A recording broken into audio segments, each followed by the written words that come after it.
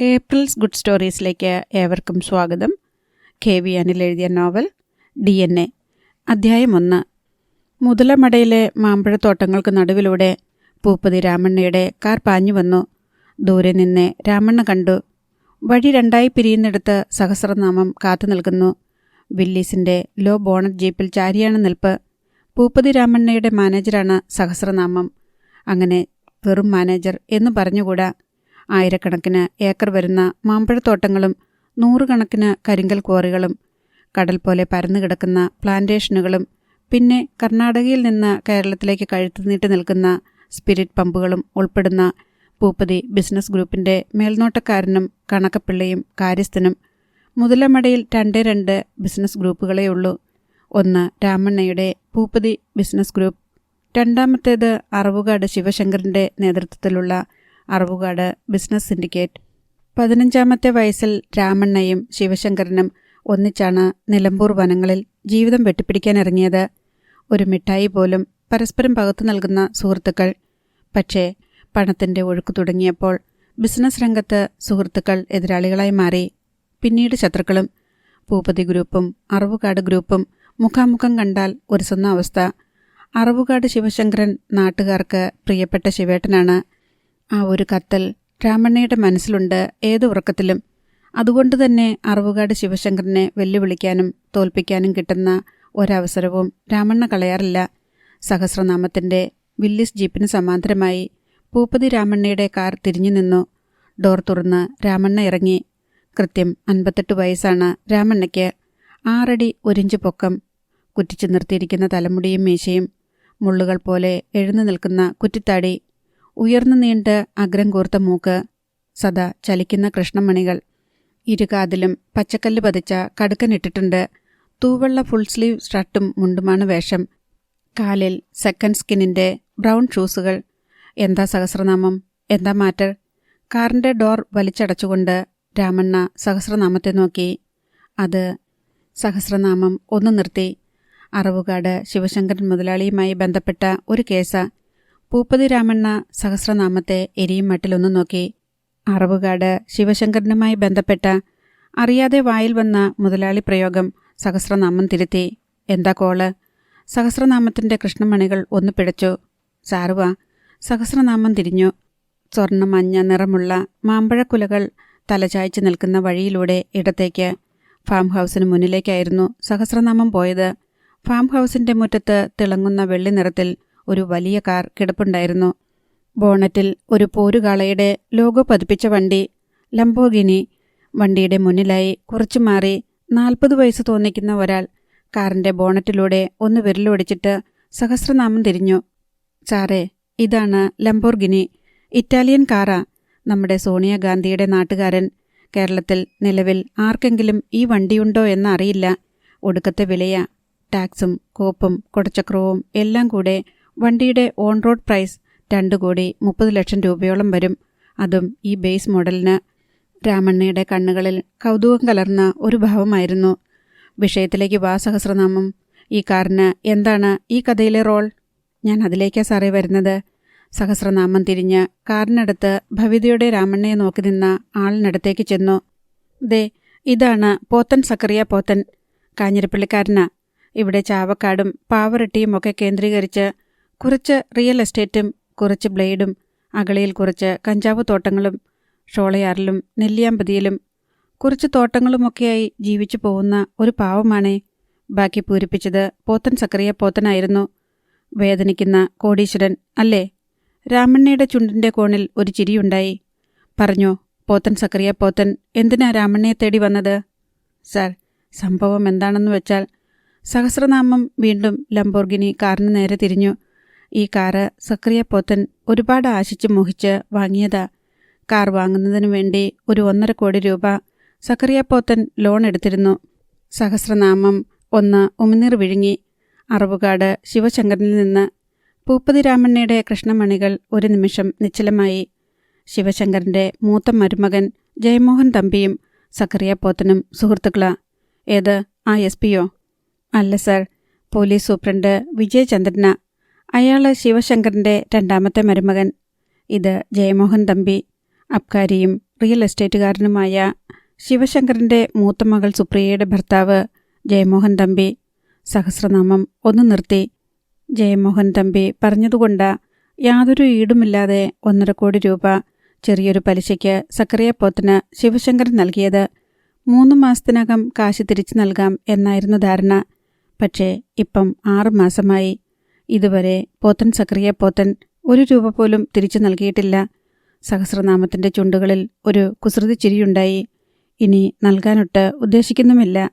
അത് പിന്നെ എന്താന്ന് വെച്ചാൽ കേട്ടോ രാമണ്ണ സാറേ, സക്കറിയ പോത്തൻ ഇടയ്ക്ക് കയറി. ഞാനും ഈ ശിവശങ്കരൻ്റെ മരുമകൻ ജയമോഹനും കൂടി ഒന്നിച്ചൊരു പ്ലോട്ട് എടുത്തിട്ടുണ്ട്. നീലഗിരിയിൽ ഒരു 3000 ഏക്കർ. അതിൻ്റെ അഡ്വാൻസ് കിട്ടുമ്പോൾ കുറച്ചു കാശ് തിരിച്ചു കൊടുക്കാമെന്ന് കരുതിയതാ. ആ കച്ചവടം നടന്നില്ല. ഇനി നടക്കുമോന്നും അറിയില്ല. കടലാസൊന്നും കറക്റ്റ് അല്ലാത്തതിനാൽ ആ കച്ചവടം മുടിഞ്ഞ് മുക്കോലെടുത്ത് ഒരു പോക്ക് പോവാനേ സാധ്യതയുള്ളൂ. സക്കറിയ പോത്തനൊന്ന് നിർത്തി. ജയമോഹൻ തമ്പി എന്നോട് പറഞ്ഞതാ, അമ്മായി അച്ഛന് അങ്ങനെ കാശിൻ്റെ യാതൊരു ആവശ്യവുമില്ല. ഉള്ളതുപോലെ 1 1.5 ഒക്കെ ആയിട്ട് തിരിച്ചു കൊടുത്താൽ മതിയെന്ന്. അല്ലെങ്കിൽ തന്നെ നമ്മളൊക്കെ കാശ് കടം മേടിക്കുന്നത് കൃത്യമായിട്ടങ്ങ് തിരിച്ചു കൊടുക്കാനാണോ സാറേ? രാമണ്ണയുടെ കണ്ണുകളിൽ ഒരു ചിരിയുണ്ടായി. ഇപ്പം എന്താ പൊസിഷൻ? രാമണ്ണ സഹസ്രനാമത്തെ നോക്കി. ശിവശങ്കരൻ ഇടഞ്ഞു. ഇന്ന് വൈകിട്ട് 6 മണിക്കുള്ളിൽ അയാൾക്ക് 1.5 കോടി രൂപ കിട്ടിയിരിക്കണം. പലിശ വേണ്ട. 6 മണിക്ക് അപ്പുറത്തേക്ക് 1 മിനിറ്റ് നീങ്ങിയാൽ ശിവശങ്കരൻ്റെ ആളുകൾ വണ്ടി സീസ് ചെയ്യും. എൻ്റെ ലംബോർഗിനി കാറ് പിടിച്ചെടുത്തുകൊണ്ട് പോയി പട്ടിക്കൂട് ഉണ്ടാക്കുമെന്ന്. സക്കറിയ പോത്തൻ്റെ മുഖത്തൊരു കരച്ചിൽ വന്നു. ഞാൻ ഈ വരുന്ന തിങ്കളാഴ്ച ഗൾഫിലേക്ക് കടത്താനിരുന്നതാ ഈ വണ്ടി. പിന്നെ എന്നാ കോപ്പ് ശിവശങ്കരൻ സീസ് ചെയ്യാനാ? കടലാസുകളെല്ലാം കറക്റ്റ് ആക്കിയതുമാ. പക്ഷേ ആ നീക്കം എങ്ങനെയോ ശിവശങ്കരൻ മണത്തറിഞ്ഞു. അതാ പ്രശ്നമായത്. സക്കറിയ പോത്തൻ വിലാപം ഇടയ്ക്ക് ഒന്ന് നിർത്തി. 6 മണിയാവാൻ ഇനി 4 മണിക്കൂറേ ഉള്ളൂ. എൻ്റെ കാറ് അവർ കൊണ്ടുപോകും. അതോടെ തീരും. ചാവക്കാട്ടും പാവറട്ടിയിലുമൊക്കെ എൻ്റെ തലയെടുപ്പും അഹങ്കാരവും. പിന്നെ റിയൽ എസ്റ്റേറ്റ് എന്നും പറഞ്ഞ് ഇറങ്ങാൻ പറ്റത്തില്ല എനിക്ക്. മോങ്ങാതൊടോ. രാമണ്ണ കൈ ഉയർത്തി. പിന്നെ സഹസ്രനാമത്തിന് നേരെ തിരിഞ്ഞു. ശിവശങ്കരൻ്റെ മരുമക്കളുടെ നിലപാടെന്താ? അബ്കാരിയുടെയും SP-യുടെയും. അവർ മനസ്സുകൊണ്ട് സക്കറിയ പോത്തൻ്റെ കൂടെയാ. ജയമോഹൻ തമ്പിക്കും വിജയചന്ദ്രനും അല്ലെങ്കിലും അമ്മായി അച്ഛനോട് ഉള്ളുകൊണ്ട് അത്ര രസമല്ലെന്ന് അറിയാമല്ലോ. അവർ പറഞ്ഞാലൊന്നും ശിവശങ്കരൻ കേൾക്കില്ല. അയാളെ കാര്യങ്ങൾ പറഞ്ഞ് മനസ്സിലാക്കാനും നിയന്ത്രിക്കാനും ഒരാൾക്കേ കഴിയൂ. ഒരാൾക്ക് മാത്രം. സഹസ്രനാമം ഒന്ന് നിർത്തി. കാറ്റിൽ മാവിൻ്റെ തളിരിലകൾ ഉരസുന്ന ശബ്ദം മാത്രമായിരുന്നു ചുറ്റും. ചന്ദ്രമൗലി. മാമ്പഴത്തോട്ടം ഒന്ന് പ്രകമ്പനം കൊണ്ടു. രാമണ്ണയുടെ കണ്ണുകളൊന്നു മിന്നി. ചന്ദ്രമൗലി. തലമുടി ചിക്കിപ്പറിച്ചുകൊണ്ട് രാമണ്ണ തിരിഞ്ഞു. സക്കറിയ പോത്തൻ സഹസ്രനാമത്തിന് നേരെ തിരിഞ്ഞു. ഞാനും കേട്ടിട്ടുണ്ട് ചന്ദ്രമൗലി എന്ന്. വീരപാണ്ഡ്യപുരം ചന്ദ്രമൗലി. ആരാ അവൻ? ഈ അറവുകാട് ശിവശങ്കരൻ്റെ മകനാണോ? മകനല്ല, മകനെപ്പോലെ. മറുപടി പറഞ്ഞത് രാമണ്ണയാണ്. ആ മുടിഞ്ഞവൻ്റെ പേര് കേൾക്കാത്ത ഒരു ദിവസവുമില്ലല്ലോ സഹസ്രനാമം.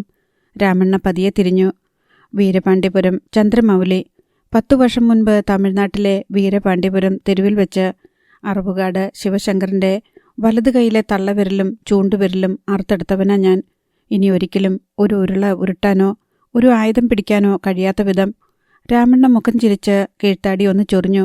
വലതു കൈയിലെ ചോരക്കുറ്റികളിൽ നിന്ന് ചോര വാർന്ന് അന്ന് തീർന്നേനെ അറവുകാട് ശിവശങ്കരൻ എന്ന പുലിജന്മം. പക്ഷേ ദൈവം അയച്ച കാവൽ പടയാളിയെപ്പോലെ ഒരാൾ. രാമണ്ണയുടെ ഇമകൾ ഒന്ന് ചിമ്മിയടഞ്ഞു. ചന്ദ്രമൗലി. മെമ്പർ ഇൻ ഓൾ വാർ.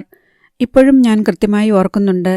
ചോരയും മഴവെള്ളവും പരന്നൊഴുകിയ വീരപാണ്ഡ്യപുരം തെരുവിൽ വഴറ്റിയെടുത്ത മുളങ്കമ്പുമായി 4 പേരെയ അടിച്ചിട്ടത് ഒരു 16കാരൻ. പിന്നെ ശിവശങ്കരനെ കാറിലേക്ക് വലിച്ചു കയറ്റി കൊച്ചി മധുര ഹൈവേയിലൂടെ അവൻ ബെൻസ് കാർ പറപ്പിച്ചത് മണിക്കൂറിൽ 142 കിലോമീറ്റർ സ്പീഡിൽ. കാറ്റടിച്ചപ്പോൾ തിരയിളകുന്നതുപോലൊരു ശബ്ദമുണ്ടായി. 2 വിരലുകൾ നഷ്ടപ്പെട്ടെങ്കിലും ശിവശങ്കരൻ്റെ ജീവൻ രക്ഷപ്പെട്ടു. രക്ഷപ്പെടുത്തിയെടുത്തു അവൻ. ചന്ദ്രമൗലി. പുലിക്ക് കൂട്ടായി വന്ന സിംഹക്കുട്ടി. സഹസ്രനാമം തിരിഞ്ഞ് സക്കറിയ പോത്തനെ നോക്കി. 3 പെൺമക്കളാ ശിവശങ്കരന്. ഇപ്പം ചന്ദ്രമൗലി എന്നൊരു വളർത്തുമകനും. അറവുകാട് ഗ്രൂപ്പിൻ്റെ എല്ലാ നീക്കങ്ങളുടെയും കടിഞ്ഞാൺ അവൻ്റെ കയ്യിലാ. അടിക്ക് തിരിച്ചടി, സ്പോട്ട് പേയ്മെൻറ്റ്. അതാ മൗലിയുടെ രീതി. എത്രയോ തവണ ഞാൻ നിന്നോടൊക്കെ പറഞ്ഞതാ സഹസ്രനാമം തീർത്തു കളഞ്ഞേക്കാൻ. കഷ്ടിച്ച് 26 വയസ്സ് മാത്രമുള്ള ഒരു പൊടിപ്പയ്യൻ ഒരു പെട്ടി ഓട്ടോ ഇടിച്ചാൽ മതി തെക്കോട്ടെടുക്കാൻ. അതെ, ചുമ്മാതങ്ങ് കൊന്നുകളഞ്ഞേക്കാൻ മേലായിരുന്നോ? സക്കറിയ പോത്തൻ നിസ്സാരമായി സഹസ്രനാമത്തെ നോക്കി. സഹസ്രനാമത്തിൻ്റെ ചുണ്ടുകളിൽ ഒരു ചിരിയുണ്ടായി. താൻ കണ്ടിട്ടില്ലല്ലോ ചന്ദ്രമൗലിയെ. തീയെ എന്ന് എഴുതി വച്ചാൽ പൊള്ളില്ല. തൊട്ടു നോക്കണം. കൊല്ലാൻ ശ്രമിക്കാഞ്ഞിട്ടല്ല, ശ്രമിച്ചു പലതവണ. ആയുസിൻ്റെ നാരിന് ഒടുക്കത്തെ കട്ടികൂടിയ ജന്മമാവൻ. സഹസ്രനാമം പല്ലുകൾ ചേർത്ത് കടിച്ചു. തോപ്പുംപടി സലാം, കൊണ്ടോട്ടി അഷ്റഫ്, പാളയം മുരുകൻ, ഒരുപാട് പേരുടെ നേതൃത്വത്തിലുള്ള കൊട്ടേഷനുകൾ. പോയവരൊക്കെ വാൾത്തലമടക്കി തിരിച്ചു വന്നു. അയ്യോ! സക്കറിയ പോത്തൻ ഭീതിയോടെ രാമണ്ണയെയും സഹസ്രനാമത്തെയും നോക്കി. എൻ്റെ കാറ് കൊണ്ടുപോകാൻ അവനാ വരുന്നതെങ്കിൽ? വരട്ടെ. രാമണ്ണ തിരിഞ്ഞു. കൊണ്ടുപോവില്ല. കൈകൾ പിന്നിൽ കെട്ടി രാമണ്ണ ഒരു ചുവട് മുന്നോട്ട് നടന്നു. പിന്നെ തല ചെരിച്ച് സക്കറിയ പോത്തനെ നോക്കി. ഗൾഫിലേക്ക് കൊണ്ടുപോകുന്ന അടുത്ത തിങ്കളാഴ്ച വരെ തൻ്റെ കാറിന് ഞാൻ സംരക്ഷണം നൽകിയിരിക്കും. കാറിന് മാത്രമല്ല, തനിക്കും. പോരെ? മതിയേ. സക്കറിയ പോത്തൻ്റെ മുഖം തെളിഞ്ഞു. സഹസ്രനാമം. രാമണ്ണ സഹസ്രനാമത്തിന് നേരെ തിരിഞ്ഞു. മക്കളോട് പറഞ്ഞില്ലേ കാര്യം? കീർത്തിയും വീരനും എവിടാ? വിവരം പറഞ്ഞു. അച്ഛനോട് കാര്യം അവതരിപ്പിക്കുമ്പോഴേക്കും ഇങ്ങെത്തിക്കൊള്ളാമെന്ന കാർത്തികേയൻ സാറും വീരബാഹു സാറും പറഞ്ഞത്. സഹസ്രനാമം പറഞ്ഞു തീരും മുൻപ് കറുത്ത നിറമുള്ള ഒരു മഹീന്ദ്ര XUV 500 വാൻ ചീറി വന്നു നിന്നു. പടപടാന്ന് ഡോറുകൾ തുറന്നടഞ്ഞു. എന്തായി കാര്യങ്ങൾ? ചോദിച്ചുകൊണ്ട് മുന്നിൽ കാർത്തികേയനായിരുന്നു. പിന്നാലെ വീരബാഹു. 34 വയസ്സാണ് കാർത്തികേയന്. വീരബാഹു 2 വയസ്സ് എളുപ്പം. ഒരു മകൾ കൂടിയുണ്ട് പൂപ്പതി രാമണ്ണയ്ക്ക്, ശരണ്യ. കോയമ്പത്തൂർ നെഹ്റു കോളേജിൽ MBA പഠിക്കുന്നു. ഈ നസ്രാണിക്ക് സംരക്ഷണം കൊടുത്തേക്കാം അല്ലേടെ മക്കളെ? രാമണ്ണ വാത്സല്യത്തോടെ മക്കളെ നോക്കി. കാർത്തികേയൻ കീഴ്ചുണ്ട് കടിച്ച് ഒന്ന് തലകുലുക്കി. ഇന്നു വ്യാഴം. ഇന്നു മുതൽ തിങ്കളാഴ്ച വരെയുള്ള 5 ദിവസം ഇയാളുടെ 2.5 കോടിയുടെ ഈ കാറും പിന്നെ ഇയാളെയും സംരക്ഷിക്കുന്നതിന് ഒരു പ്രൊട്ടക്ഷൻ ഫീസ് ഞാൻ പറഞ്ഞിരുന്നു. പെർ ഡേ ഒരു 5 lakhs. കാർത്തികേയൻ ഒന്ന് നിർത്തി. മൊത്തം 25 ലക്ഷം രൂപ. അറവുകാട് ശിവശങ്കരനിൽ നിന്നും ചന്ദ്രമൗലിയിൽ നിന്നും തൻ്റെ കാറിനെയും തന്നെയും പൊതിഞ്ഞു പിടിക്കുന്നതിന് അത് കുറവാ, അറിയാമല്ലോ? അറിയാമേ. സക്കറിയ പോത്തൻ താണു തൊഴുതു. പോത്തൻ്റെ പിൻകൊളറിൽ പിടിച്ച് രാമണ്ണ നിവർത്തി. റബ്ബർ വിറ്റോ? പക്ഷെ റബ്ബർ പോലെ വളയരുത്, കൂനിപ്പോവും. സക്കറിയ പോത്തൻ്റെ മുഖത്ത് ഒരു വളിച്ച ചിരിയുണ്ടായി. രാമണ്ണ കാർത്തികേയനും വീരബാഹുവിനും നേരെ തിരിഞ്ഞു. ഈ കാറ് നമ്മളങ്ങും ഒളിപ്പിച്ചു വയ്ക്കണ്ട, ഇയാളെയും. അങ്ങനെ ചെയ്താൽ അറവുകാട് ശിവശങ്കരനെയും ചന്ദ്രമൗലിയെയും നമ്മൾ ഭയപ്പെട്ടെന്ന് നാട്ടുകാർ പറയും, അറിയാമല്ലോ എന്ന്. നാട്ടുകാർ നായിൻ്റെ മക്കളുടെ സപ്പോർട്ട് അറവുകാട് ഗ്രൂപ്പിനാ. കീഴ്ചുണ്ട് കടിച്ചുകൊണ്ട് രാമണ്ണ വെട്ടിത്തിരിഞ്ഞു. വണ്ടി കൊണ്ടുപോയി കോട്ട മൈതാനത്തിട്ടേക്ക്. കാവലിന് നല്ല 4 പിള്ളേരെയും ഇട്. 3/4 ചക്രത്തിൻ്റെ ഗുണ്ടകൾ പോരാ. വണ്ടി കൊണ്ടുപോവാൻ വരുന്നത് ചന്ദ്രമൗലിയ. മുറിച്ചിട്ടാൽ മുറി കൂടുന്നവർ വേണം കാവലിന്. മനുഷ്യൻ്റെ രൂപം മാത്രമേ പാടുള്ളൂ. ചെകുത്താൻ്റെ ഊരും കരുത്തുമുള്ള മിടുക്കന്മാർ. വേണമെങ്കിൽ ദ്രാവിഡമണിയെ തന്നെ വിളിച്ചോ. ഈ ഓപ്പറേഷന് ദ്രാവിഡമണി വേണമെന്നില്ലച്ചാ. ചെവിയിൽ അണിവിരലിട്ട് തിരിച്ചുകൊണ്ട് വീരബാഹു തിരിഞ്ഞു. ദ്രാവിഡമണി ഇനി താമ്പരത്തുനിന്ന് വരണ്ടേ? അവിടുത്തെ ബിസിനസ് നടക്കട്ടെ. വരുന്നുണ്ട് വേറെ നല്ല ഒന്നാന്തരം മിടുക്കന്മാർ. വളയം അബുവും കൂട്ടരും. ഞരമ്പിൽ ചോരയല്ല, ചോരയ്ക്ക് പകരം വെടിമരുന്നിൻ്റെ വെള്ളം നിറച്ചവർ. കോട്ട മൈതാനം നമ്മുടെ ഏരിയയ. അവിടെ വന്ന് വളയം ബാബുവിനെയും യാക്കര മുസ്തഫയെയും നാദാപുരം സുനിയെയും ഒക്കെ വീഴ്ത്തി ഈ 2.5 കോടിയുടെ കൊണാപ്പ് കൊണ്ടുപോവാൻ തക്ക എല്ലുറപ്പ് ചന്ദ്രമൗലിക്ക് ഉണ്ടോ എന്ന് നോക്കാം. കാർത്തികേയൻ സിൽക്കുമുണ്ട് ഒന്ന് മടക്കിക്കുത്തി. വന്നാൽ അവനെ കൃത്യമായി 2 കഷ്ണമാക്കി മുറിച്ച് അറവുകാട് ശിവശങ്കരന് കൊടുത്തുവിടാൻ പറഞ്ഞിട്ടുണ്ട് ഞാൻ അബുവിനോടും കുട്ടികളോടും. അവൻ എവിടുണ്ട് ഇപ്പോൾ ചന്ദ്രമൗലി? ലോറികളുടെ ഷാസി എടുക്കാൻ ചെന്നൈക്ക് പോയേക്കുവാണെന്നാണ് കേട്ടത്. ഇന്ന് വൈകിട്ടോ പുലർച്ചയ്ക്കോ തിരിച്ചെത്തും. രാമണ്ണ ഒന്ന് തലകുലുക്കി. അപ്പം കളി കോട്ട മൈതാനത്ത് നിന്ന് തുടങ്ങാം. 4 മണിക്ക് തുടങ്ങിയ മഴയാണ്. ആകാശത്തിനും ഭൂമിക്കും ഒരേ ഇരുണ്ട നിറം. 5 ഏക്കർ വിസ്തൃതിയാണ് കോട്ട മൈതാനത്തിന്. ഒരു വശത്ത് പച്ചക്കറി ചന്തയും മീൻ ചന്തയും, മറുവശത്ത് ജീപ്പ് സ്റ്റാൻഡ്. 30ഓളം ലോറികൾ മഴ നനഞ്ഞ് മൈതാനത്ത് കിടപ്പുണ്ട്. പിറ്റേന്നത്തെ കശാപ്പിനായി കൊണ്ടുവന്ന പോത്തുകൾ നാളത്തെ മരണത്തെപ്പറ്റി അറിയാതെ മഴ ആസ്വദിച്ച് പുല്ല് കടിച്ചു തിന്ന് നിൽക്കുന്നു. മൈതാനത്തിൻ്റെ മധ്യത്തിലായിരുന്നു സക്കറിയ പോത്തൻ്റെ ലംബോർഗിനി കാറിട്ടത്. കുറച്ചു മാറി ഒരു സ്കോർപിയോയിൽ സക്കറിയ പോത്തൻ ഇരിപ്പുണ്ട്. ഇടതും വലതും 2 ജീപ്പുകൾ. ജീപ്പിൻ്റെ മീതെയും ബോണറ്റിലുമായി വളയം അബുവും കൂട്ടരും മഴ നനഞ്ഞിരിപ്പുണ്ട്. മൈതാനത്തിൻ്റെ അതിരിലും കെട്ടിടങ്ങളിലും ലോറികളുടെ മീതെയുമായി മഴ നനഞ്ഞും കുട ചൂടിയും ആളുകൾ നിൽപ്പുണ്ട്. 200ഓളം പേർ വരുന്ന പുരുഷാരം പൂപ്പതി രാമണ്ണ സംരക്ഷിക്കുന്ന കാറിനെയും ഉടമസ്ഥനെയും കൊണ്ടുപോകാൻ അറവുകാട് ശിവശങ്കറിന്റെ ആളുകൾ വരുന്നു. അതും ചന്ദ്രമൗലി. മഴ വെള്ളത്തിന് പോലും തീ പിടിക്കും എന്നുറപ്പ്. സ്കോർപിയോയിലിരുന്ന ശിവശങ്കറിന്റെ മരുമകനായ ജയമോഹൻ തമ്പിയെ വിളിക്കുകയായിരുന്നു പോത്തൻ സക്രിയ പോത്തൻ. ജയമോഹ. സ്കോർപിയോയ്ക്കുള്ളിലിരുന്നിട്ടും പതുങ്ങിയ സ്വരമായിരുന്നു സക്രിയ പോത്തൻ്റേത്. ഇല്ല, ഇതുവരെ കുഴപ്പമൊന്നുമില്ല. തൻ്റെ അമ്മായിയച്ഛൻ്റെ വളർത്തുമകൻ ചന്ദ്രമൗലി വന്നിട്ടുമില്ല. അവൻ സ്ഥലത്തില്ലേ? വേറെ ആളുകൾ വരുന്നുണ്ടെന്നോ? ശരി. സക്കറിയ പോത്തൻ കോൾ കട്ട് ചെയ്തു. പിന്നെ സ്കോർപിയോയുടെ പവർ വിൻഡോ താഴ്ത്തി വളയം അബുവിനെ കയ്യാട്ടി വിളിച്ചു. വായിൽ നിറഞ്ഞിരുന്ന പുകയില മഴവെള്ളത്തിലേക്ക് തുപ്പിക്കൊണ്ട് അബു സ്കോർപിയോയ്ക്ക് നേരെ വന്നു. അതേ, അറവുകാട് ഗ്രൂപ്പിൽ നിന്ന് തന്നെ ഒരു വിവരം കിട്ടി. ചന്ദ്രമൗലി സ്ഥലത്തില്ല. പിന്നെ മഴത്തുള്ളികൾ വന്നടിച്ച് സക്കറിയ പോത്തൻ്റെ മുഖവും തലയും നനയുന്നുണ്ടായിരുന്നു. പിന്നെ പല്ലിൽ പറ്റിപ്പിടിച്ചിരുന്ന പുകയിലത്തുണ്ട് അബു എടുത്ത് വിരൽ കൊണ്ട് തെറിപ്പിച്ചു കളഞ്ഞു. ഒരു ഗോപിക്കുട്ടൻ്റെ നേതൃത്വത്തിൽ അറവുകാട് നിന്ന് ഒരു ജീപ്പ് ഇങ്ങോട്ട് പോന്നിട്ടുണ്ട് എന്ന്. വരട്ടെ. അബു നിസ്സാരമായി ചുണ്ടുകൊട്ടി. ഗോപിക്കുട്ടനും അവൻ്റെ കുട്ടപ്പന്മാരും അച്ചായൻ മഴ കൊള്ളണ്ട, തുമ്മല് വരും, ചില്ല് പൊക്കിവച്ചിരുന്നു. അബു തിരിഞ്ഞു. പവർ വിൻഡോ ഉയർന്നു. അടുത്ത നിമിഷം ഒരു ഹോൺ കേട്ടു. ദൂരെ മഴയിൽ 2 വട്ടക്കണ്ണുകൾ എരിയുന്നത് കണ്ടു. മഴ നനഞ്ഞും കുട ചൂടിയും കാഴ്ച കാണാൻ നിന്ന ആളുകൾക്കിടയിൽ ഒരു മർമ്മരമുണ്ടായി. വരുന്നു അറവുകാട് ടീം. ജീപ്പ് പാഞ്ഞു വന്നു. വളയം അബുവിനും കൂട്ടർക്കും 20 അടി പിന്നിലായി നനഞ്ഞ പുല്ലിന് മീതെ കൂടി ചക്രങ്ങൾ നിരങ്ങി ജീപ്പ് നിന്നു. മഴയിലേക്ക് ഗോപിക്കുട്ടനും വേറെ 4 പേരും ഇറങ്ങി. ആരെയും ശ്രദ്ധിക്കാതെ അവർ വളയം അബുവിൻ്റെ നേരെ ചെന്നു. ഈ വണ്ടി കൊണ്ടുപോകാൻ വന്നതാ ഞങ്ങള്.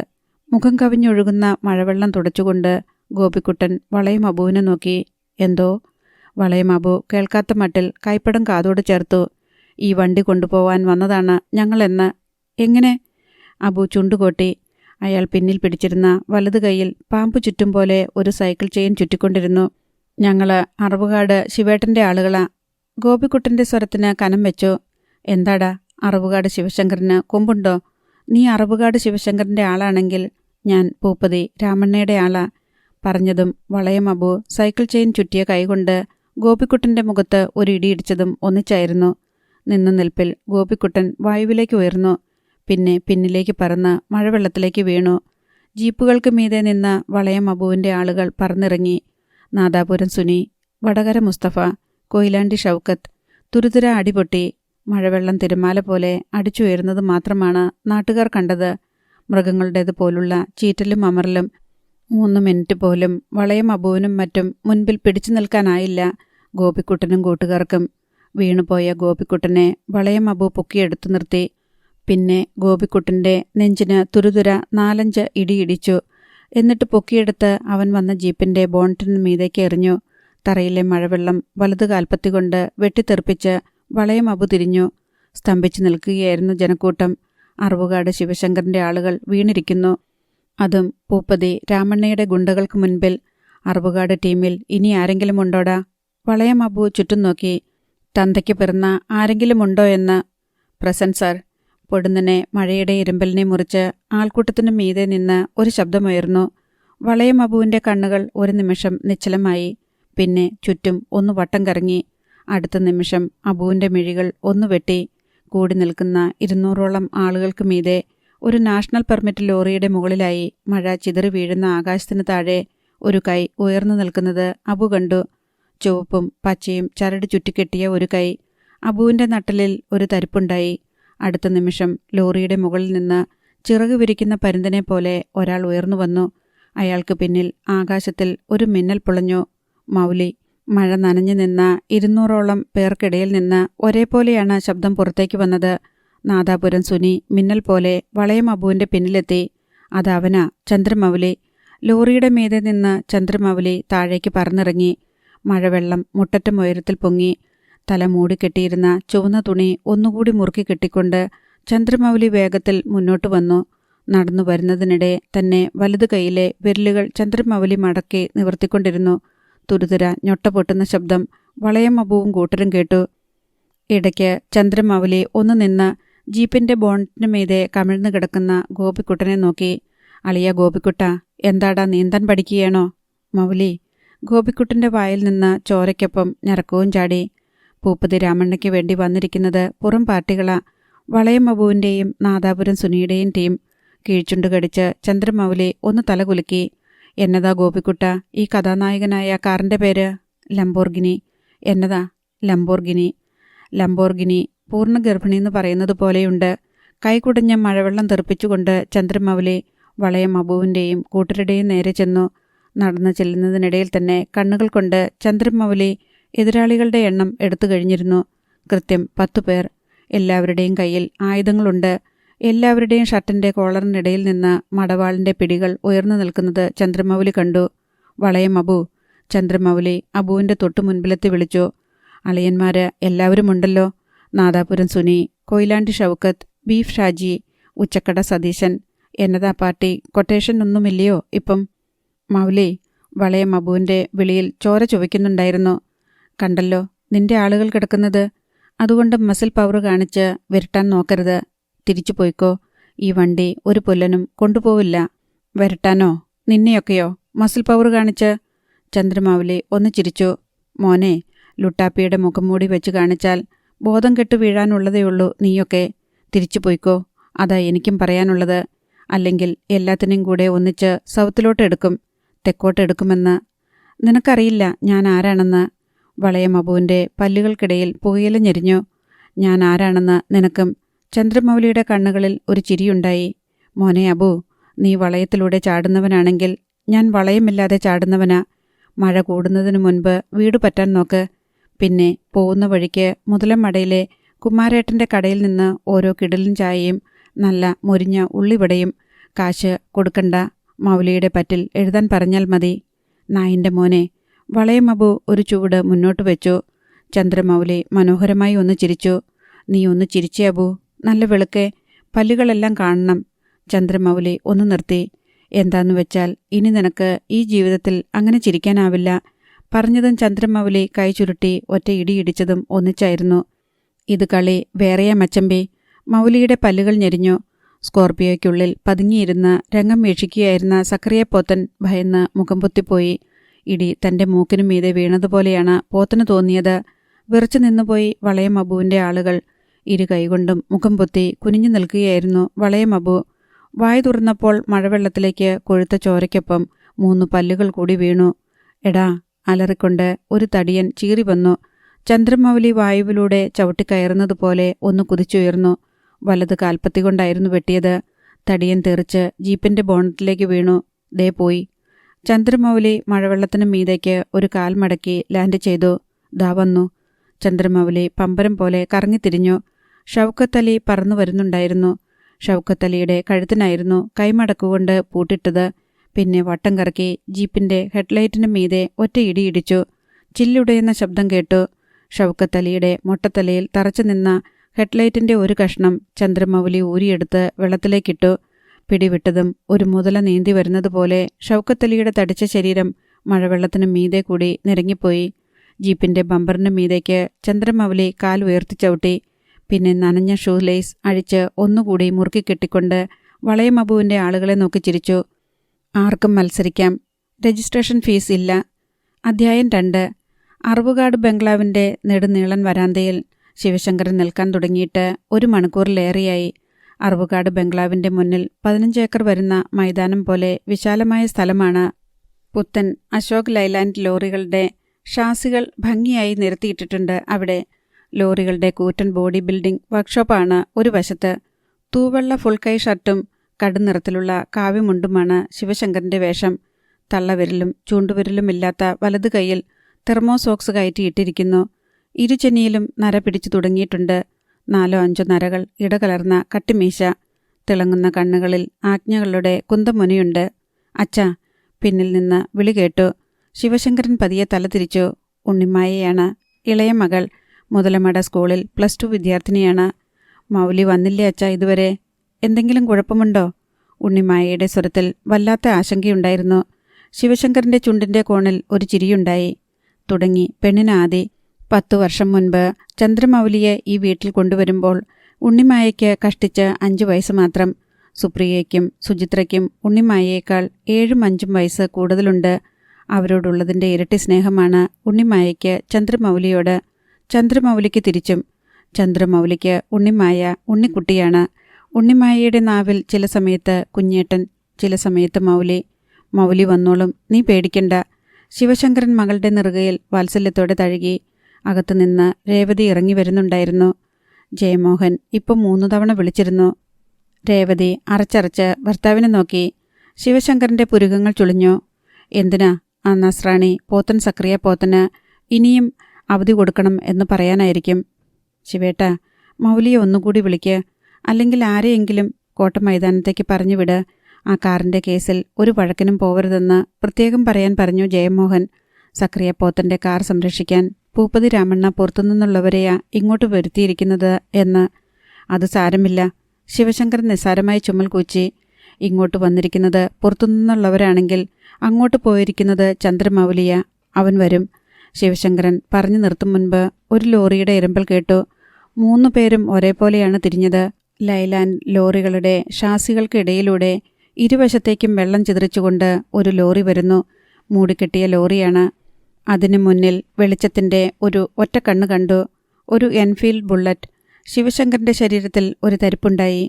പാഞ്ഞു വന്ന ബുള്ളറ്റ് വിശാലമായ മൈതാനത്ത് വട്ടം തിരിഞ്ഞു നിന്നു. അതിനു പിന്നിലായി ലോറിയും.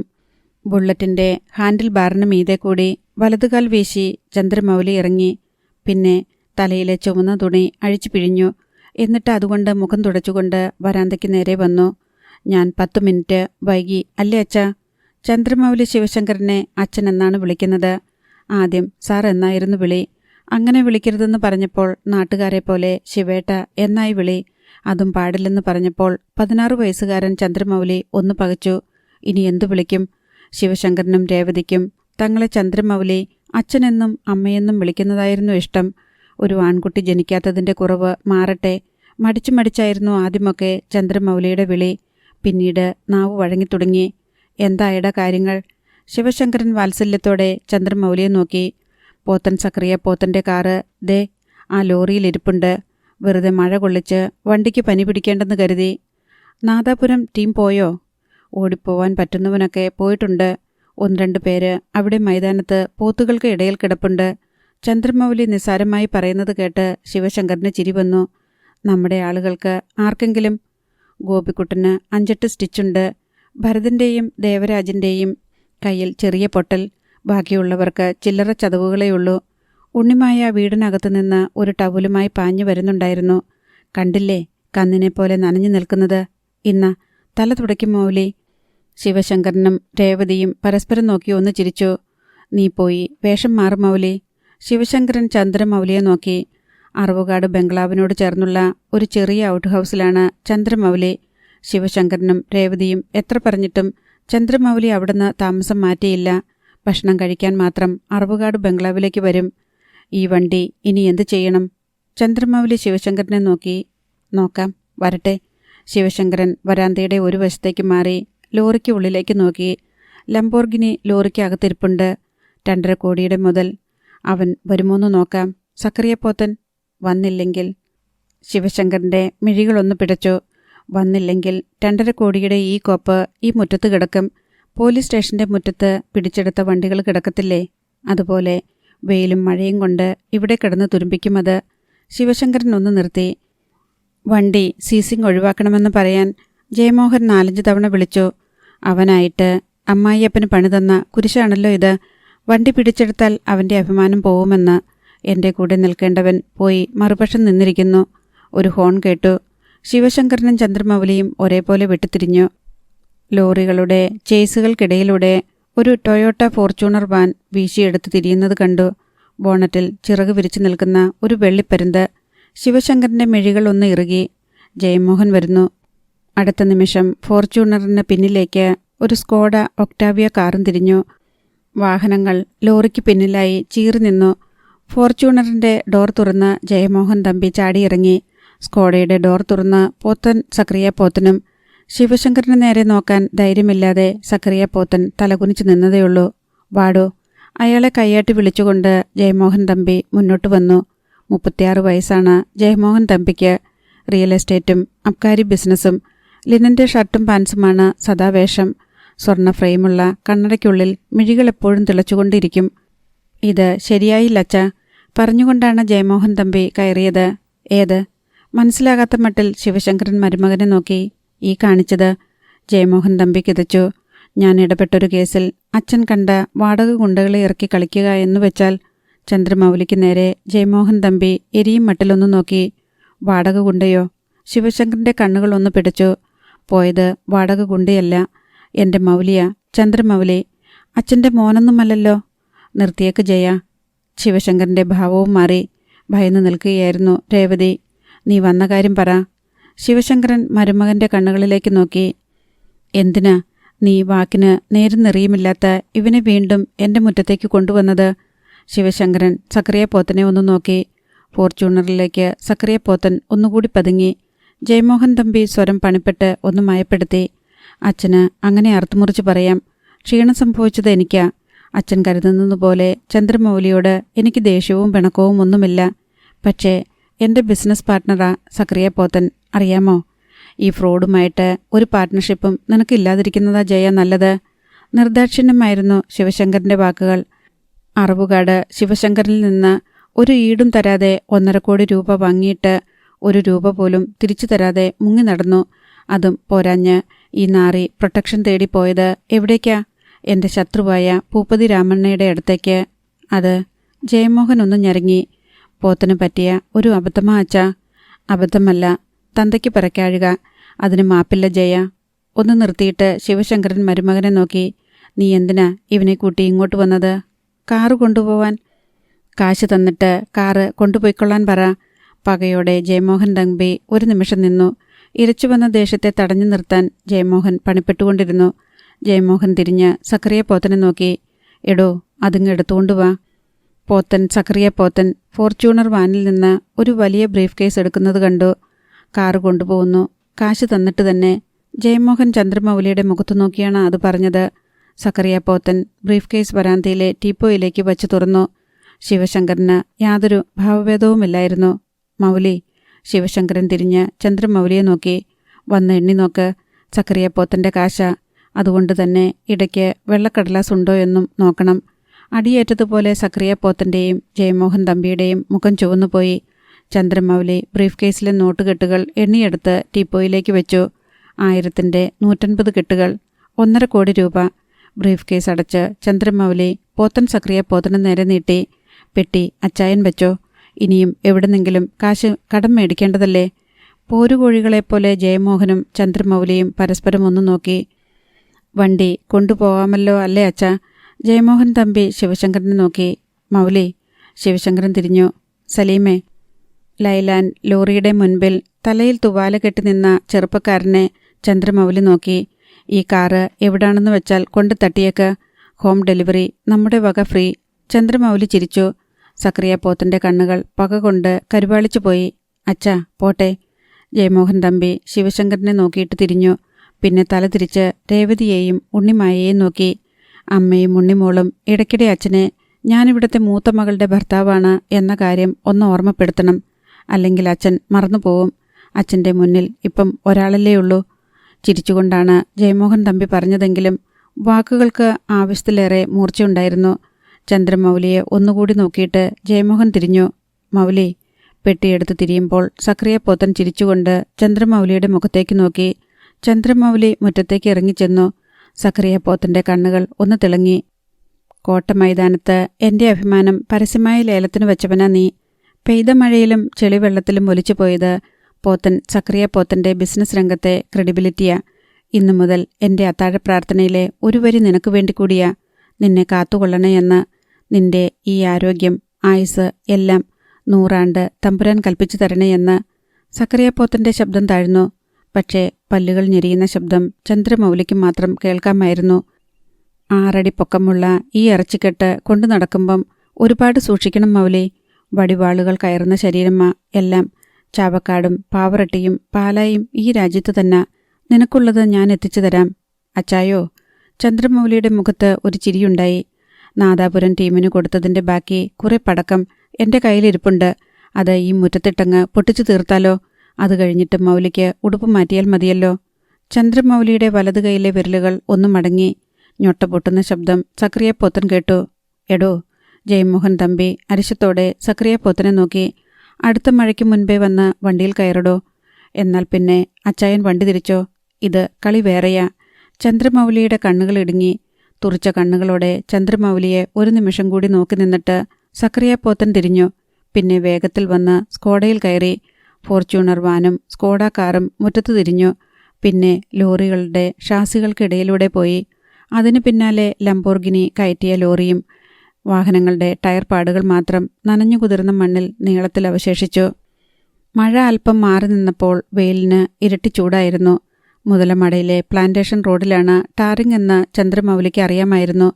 തിരക്ക് പിടിച്ചുള്ള കുഴിയടക്കലാണ് റോഡിൽ. അതുകൊണ്ട് തന്നെ 10-12 പണിക്കാരേയുള്ളൂ. ദൂരെ നിന്ന് ചന്ദ്രമൗലി കണ്ടു. റോഡ് റോളറിന്റെ ഡ്രൈവിംഗ് സീറ്റിൽ ചിലങ്കയിരിക്കുന്നു. ഒരു തൊപ്പി വെച്ചിട്ടുണ്ട്. റോഡ് റോളർ ഡ്രൈവറായിരുന്ന അശോകന്റെയും സുധയുടെയും മകളാണ് ചിലങ്ക. 2 വർഷം മുൻപായിരുന്നു അശോകന്റെ മരണം. ടാറിങ്ങിനിടെ റോഡ് റോളറിൽ വെച്ച് ഒരു നെഞ്ചുവേദന. ചിലങ്ക ഡിഗ്രി വരെ പഠിച്ചിട്ടുണ്ട്. പഠിക്കാൻ മിടുക്കിയായിരുന്നു. നല്ല നർത്തകിയും. അച്ഛന്റെ മരണശേഷമാണ് ചിലങ്ക റോഡ് റോളർ ഡ്രൈവിംഗിൽ ലൈസൻസ് എടുത്തത്. അബ്ദു എന്നൊരു ഡ്രൈവറാണ് റോളറിന്റെ സ്ഥിരം ഡ്രൈവർ. ഇടയ്ക്കിടെ ചിലങ്കയും വരും. ബാക്കിയുള്ള സമയങ്ങളിൽ സ്കൂൾ കുട്ടികൾക്ക് ട്യൂഷനെടുപ്പും നൃത്തം പഠിപ്പിക്കലും. ചിലങ്കയും അമ്മ സുധയും ചേർന്ന് ഒരു ചെറിയ ചിട്ടി നടത്തുന്നുമുണ്ട്. 3 വർഷം മുൻപ് തുടങ്ങിയ പ്രണയമാണ് ചിലങ്കയുമായി. റോഡ് റോളറിന് സമാന്തരമായി ചന്ദ്രമൗലി ബുള്ളറ്റ് നിർത്തി. ചന്ദ്രമൗലി വരുന്നത് കണ്ടെങ്കിലും ചിലങ്ക കണ്ട ഭാവം നടിച്ചില്ല. എടി, ചന്ദ്രമൗലി ഉറക്കെ വിളിച്ചു.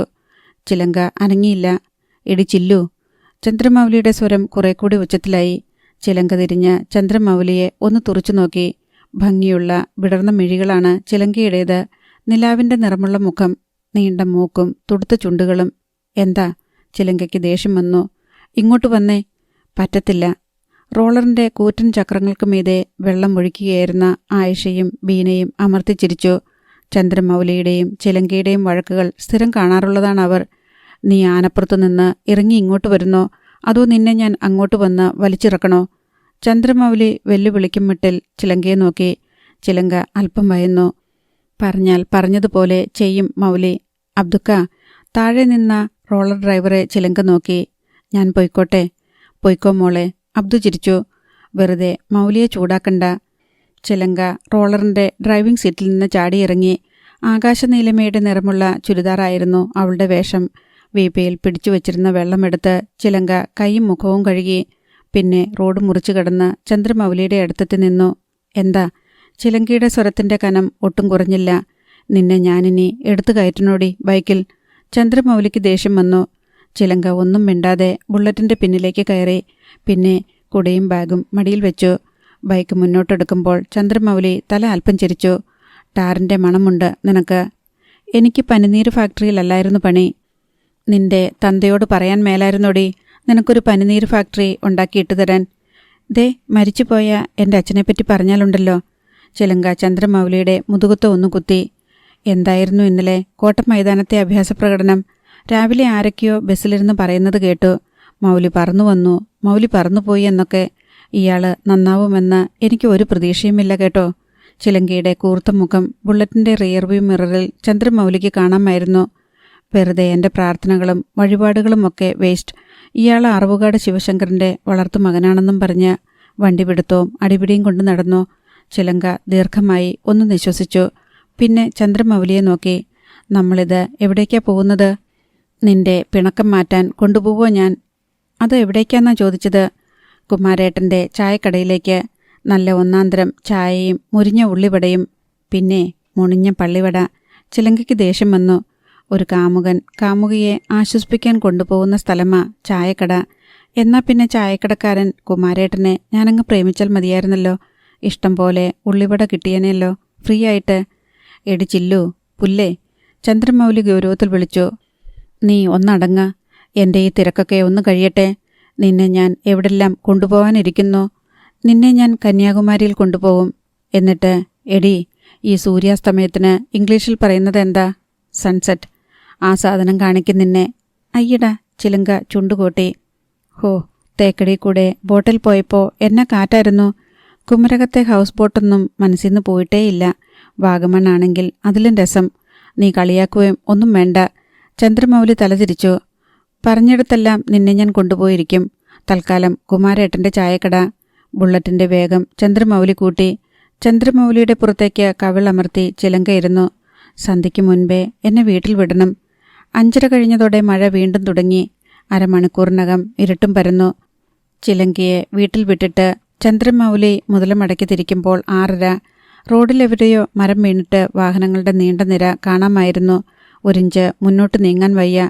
മുതലമടയിലെ മാമ്പഴത്തോട്ടങ്ങൾക്ക് അതിരുതിരിക്കുന്നത് റിസർവ് ഫോറസ്റ്റ് ഏരിയയാണ്. വേലാണ്ടി വനം. വേലാണ്ടി വനത്തിലൂടെ ഒരു ജീപ്പ് റോഡുണ്ട്. അതിലെ പോയാൽ 10 കിലോമീറ്റർ ലാഭിക്കാം. 1 നിമിഷം കൂടി കാത്തു നിന്നിട്ട് ചന്ദ്രമൗലി ബുള്ളറ്റ് തിരിച്ചു. വനത്തിലൂടെയുള്ള റോഡിലൂടെ മുതലമട ടൗണിലെത്താം. ചന്ദ്രമൗലിയുടെ ബുള്ളറ്റ് വനത്തിലേക്ക് കയറി. മഴയും ഇരുട്ടും. ഹെഡ്ലൈറ്റ് മിന്നിച്ചുകൊണ്ടാണ് ബുള്ളറ്റ് പോയത്. അല്പം ചെന്നതും ചന്ദ്രമൗലിയുടെ കാൽപ്പത്തി ബ്രേക്കിലമർന്നു. വനത്തിൽ മരങ്ങൾക്കിടയിൽ വഴി തിരിയുന്നിടത്ത് കയറി. 2 വാഹനങ്ങൾ കിടക്കുന്നു. മുന്നിൽ കിടക്കുന്നത് ഒരു ജീപ്പാണ്. ജീപ്പ് പൂപ്പതി രാമണ്ണയുടെ ആളുകളുടേതാണെന്ന് തോന്നി. ഫ്രണ്ട് ഗ്ലാസിൽ പൂപ്പതി ഗ്രൂപ്പ് എന്ന സ്റ്റിക്കർ ഒട്ടിച്ചിട്ടുണ്ട്. അതിന് പിന്നിൽ ചന്ദ്രമൗലിയുടെ ശരീരത്തിൽ ഒരു തരിപ്പുണ്ടായി. ജയമോഹൻ തമ്പിയുടെ ഫോർച്യൂണർ വാൻ. ചന്ദ്രമൗലി ഒന്നുകൂടി സൂക്ഷിച്ചു നോക്കി. വണ്ടി ജയമോഹൻ തമ്പിയുടേത് തന്നെ. ബോണറ്റിലെ വെള്ളിപ്പരുന്തിൻ്റെ ചിറകുകളിൽ മഴവെള്ളം വീണു ചിതറുന്നു. ബുള്ളറ്റിൻ്റെ കീ ഓഫ് ചെയ്തിട്ട് ചന്ദ്രമൗലി ഇറങ്ങി. വണ്ടിയുടെ ഹെഡ്ലൈറ്റ് പ്രകാശിച്ചു തന്നെ നിന്നു. പൂപ്പതി രാമണ്ണയുടെ ആളുകൾ ജയമോഹൻ തമ്പിയെ കുടുക്കിയോ? ബുള്ളറ്റിൻ്റെ ക്രാഷ് ഗാർഡ് ബാറിനുള്ളിൽ നിന്ന് ചന്ദ്രമൗലി ഒരു വടിവാൾ വലിച്ചെടുത്തു. പിന്നെ ജാഗ്രതയോടെ വാഹനങ്ങൾക്ക് നേരെ ചെന്നു. ജീപ്പിൽ ആരുമില്ലായിരുന്നു. ചന്ദ്രമൗലി ജയമോഹൻ്റെ ഫോർച്യൂണർ വാനിൻ്റെ അടുത്തെത്തി. ചുറ്റും നടന്ന് ഒന്ന് നോക്കിയിട്ട് ചന്ദ്രമൗലി വണ്ടിയുടെ പിൻഡോർ വലിച്ചു തുറന്നു. വണ്ടിക്കുള്ളിലെ റീഡിംഗ് ലൈറ്റ് കത്തിയതും ചന്ദ്രമൗലി നടുങ്ങി വിറച്ചുപോയി. ഈശ്വര! ചന്ദ്രമൗലി ഒരു കൈയും കൊണ്ട് മൂക്കും വായും പൊത്തി പിന്നോട്ട് മാറിക്കളഞ്ഞു. മുന്നിൽ കണ്ടത് തല പിളർക്കുന്ന ഒരു കാഴ്ചയായിരുന്നു. ഫോർച്യൂണറിൻ്റെ സെൻട്രൽ സീറ്റിൽ മലർന്നു കിടക്കുന്ന നിലയിൽ ഒരു ഗർഭിണിയുടെ ജഡം. യുവതിയാണ്. 6-7 മാസം ഗർഭിണി. ഉന്തി നിൽക്കുന്ന വലിയ വയർ. കഴുത്തിൽ കരിനീലിച്ച പാടുകൾ കാണാം. ഒരു വശത്തേക്ക് അല്പം ചെരിഞ്ഞ നിലയിലാണ് തല. കടവായിലൂടെ ചാടിയ ചോര സീറ്റിലൂടെ ഒഴുകി ഒട്ടിപ്പരന്നിരിക്കുന്നു. ഗർഭിണിയുടെ തുറിച്ച കണ്ണുകൾ തൻ്റെ മുഖത്തിന് നേരെയാണെന്ന് ചന്ദ്രമൗലിക്ക് തോന്നി. വടിവാളിലെ പിടി ഒന്നുകൂടി മുറുക്കിക്കൊണ്ട് ചന്ദ്രമൗലി വെട്ടിത്തിരിഞ്ഞു. ഇരുട്ടിൽ എവിടെയോ ഒരു തീപ്പെട്ടിക്കമ്പ് ഉരയുന്ന ശബ്ദം കേട്ടു. അധ്യായം 3. അടുത്ത നിമിഷം തീപ്പെട്ടിക്കമ്പിൻ്റെ മിന്നൽ പൊട്ടണഞ്ഞു. ബുള്ളറ്റിൻ്റെ ഹെഡ്ലൈറ്റും ഓഫായി. ചന്ദ്രമൗലി ഒരു നിമിഷത്തേക്ക് പകച്ചുപോയി. ആരാ? വടിവാളിൻ്റെ പിടിയിൽ മുറുക്കി പിടിച്ചുകൊണ്ട് ചന്ദ്രമൗലി ഒരു ചൂട് മുന്നോട്ട് വെച്ചു. അടുത്ത നിമിഷം ഫോർച്യൂണർ വാനിൻ്റെ മീതെ നിന്ന് ഒരാൾ ചന്ദ്രമൗലിയുടെ മീതേക്ക് പറന്നു വന്നു. മെല്ലിച്ച നീളം കൂടിയ ഒരാളായിരുന്നു. ഒരു കടുവ ചാടി വീഴുന്നതുപോലെ. ചന്ദ്രമൗലിയുടെ കയ്യിൽ നിന്ന് വടിവാൾ തെറിച്ചുപോയി. ഒരലർച്ചയോടെ ചന്ദ്രമൗലിയെയും കൊണ്ട് അയാൾ തറയിലേക്ക് മറിഞ്ഞു. അടുത്ത നിമിഷം ജീപ്പും ഫോർച്യൂണർ വാനും സ്റ്റാർട്ടായി. ചന്ദ്രമൗലിയുടെ മീതേക്ക് വീണ മെലിഞ്ഞ മനുഷ്യൻ ചാടി എണീറ്റു. ഒരു വലിയ കാക്കി ട്രൗസർ മാത്രമായിരുന്നു അവൻ്റെ ശരീരത്തിലെ ഒരേയൊരു വസ്ത്രം. അയാൾ പാഞ്ഞു ചെന്ന് ഫോർച്യൂണർ വാനിലേക്ക് കയറി. ഡേയ് പോടാ, പോ സീക്രം. ഇരുട്ടിൽ നിന്ന് ആരുടെയോ ആജ്ഞ കേട്ടു. ചന്ദ്രമൗലിയുടെ ബുള്ളറ്റ് ഇടിച്ചു നിരക്കിക്കൊണ്ട് ജീപ്പ് ആദ്യം കാട്ടുപാതയിലേക്ക് ഇറങ്ങി. പിന്നാലെ ഫോർച്യൂണർ വാനും. ചന്ദ്രമൗലി പിന്നാലെ കുതിച്ചു വന്നെങ്കിലും നനഞ്ഞ വെള്ളത്തിലേക്ക് മുട്ടുകുത്തിപ്പോയി. വേലാണ്ടി വനത്തിൻ്റെ ഇരുളിമയിൽ വാഹനത്തിൻ്റെ വെളിച്ചപ്പൊട്ടുകൾ അണയുന്നത് കണ്ടു. ഒരു നിമിഷം ചന്ദ്രമൗലി അങ്ങനെ തന്നെ നിന്നു. പിന്നെ പതിയെ ചെന്ന് ബുള്ളറ്റ് നിവർത്തി. ഹെഡ്ലൈറ്റ് ഓൺ ചെയ്തു. മഴവെള്ളത്തിൽ ഒരു വെള്ളി വര പോലെ വടിവാൾ കിടന്നു മിന്നുന്നുണ്ടായിരുന്നു. ചന്ദ്രമൗലി അതെടുത്ത് വണ്ടിയുടെ ക്രാഷ് ഗാർഡ് ബാറിലേക്ക് വെച്ചു. തലയ്ക്കുള്ളിൽ ചോദ്യങ്ങളുടെ തീരം പിടിച്ച തിരമാലകൾ എരുമ്പിക്കൊണ്ടിരുന്നു. ജയമോഹൻ തമ്പിയുടെ വണ്ടി പൂപ്പതി രാമണ്ണയുടെ ആളുകളുടെ കയ്യിൽ. വണ്ടിക്കുള്ളിൽ ഒരു ഗർഭിണിയുടെ ജഡം. സ്ത്രീ വിഷയത്തിൽ ജയമോഹൻ തമ്പി നല്ല ഒന്നാന്തരം പ്രശ്നക്കാരനാണെന്ന് ചന്ദ്രമൗലിക്കറിയാം. പക്ഷേ ഇത് പുറകെ പോയിട്ട് കാര്യമില്ല. മഴ അല്പം ശമിച്ചിരുന്നു.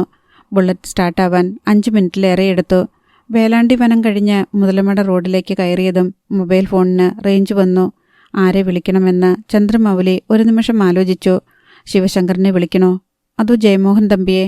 ഒടുവിൽ ജയമോഹൻ തമ്പിയുടെ നമ്പർ തന്നെ ഡയൽ ചെയ്തു. എന്താ മൗലി? ഒരു ബെല്ലടിച്ച് തീരും മുൻപ് തന്നെ കാത്തിരുന്നതുപോലെ ജയമോഹൻ തമ്പി ഫോൺ എടുത്തു. വല്ലാത്തൊരു ഉത്കണ്ഠയുണ്ടായിരുന്നു ജയമോഹൻ്റെ സ്വരത്തിൽ. ചന്ദ്രമൗലിയുടെ കണ്ണുകൾ ഒന്ന് ഇടുങ്ങി. ജയേട്ടൻ എവിടാ ഇപ്പോ? എന്താ മൗലി, നീ കാര്യം പറ. പ്ലാന്റേഷൻ റോഡിൻ്റെ അതിരിലുള്ള മാമ്പഴത്തോട്ടത്തിലായിരുന്നു ജയമോഹൻ തമ്പി. പിന്നിൽ സ്കോഡ കാറിൻ്റെ ബോണറ്റിൽ ചാരി പോത്തൻ സക്രിയ നിൽപ്പുണ്ടായിരുന്നു.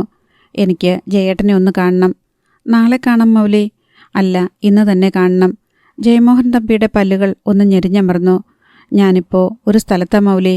എവിടാണെന്ന് പറഞ്ഞാൽ മതി ജയേട്ടാ, ഞാൻ അങ്ങോട്ട് വരാം. ജയമോഹൻ തമ്പിയുടെ മിഴികൾ ഒന്ന് പിടച്ചു. അത് വേണ്ട. ജയമോഹൻ തമ്പി ഒരു നിമിഷം ഒന്ന് ആലോചിച്ചു. ചന്ദ്രമൗലി വെറുതെ കാണണമെന്ന് പറയില്ല. നീ ഒരു കാര്യം ചെയ്യ്.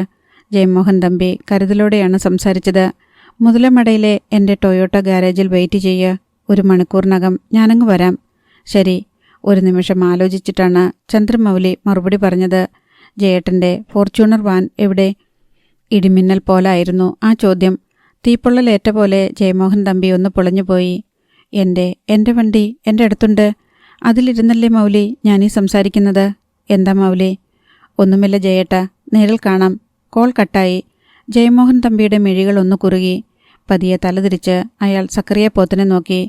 ചെവിക്കകത്ത് ഒരു ബഡ് ഇട്ട് തിരിച്ചുകൊണ്ടാണ് സക്രിയ പോത്തൻ്റെ നിൽപ്പ്. ബഡ് തിരിയുന്ന സുഖത്തിന് അനുസരിച്ച് കാലിൻ്റെ പെരുവിരൽ കുത്തിപ്പൊങ്ങുന്നുണ്ട്.